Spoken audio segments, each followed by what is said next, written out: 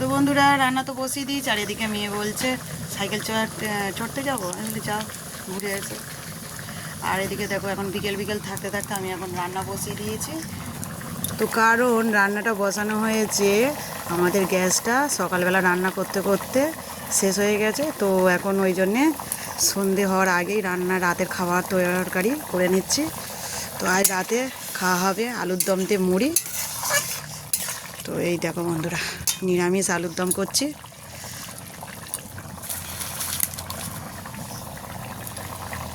কি করব বন্ধুরা, গ্যাস নেই বলে তো আর না খেয়ে থাকলে হবে না, সেই জন্য রান্নাটা বসিয়ে দিয়েছি। এত অনেক দিন পরে, আজ 1 মাসের বেশি হলো উনুনে রান্না করা হয়নি। তো রান্না ওই জন্য চলে এলাম তাড়াতাড়ি। তো বন্ধুরা রান্না, আর এদিকে দেখো আমার ঘামে স্নান করে যাচ্ছি, গরমও পড়েছে, আর এদিকে উনুনেরও একটা আগুনেরও গরম। তো বন্ধুরা পরে আবার কথা হচ্ছে, টাটা বাই বাই।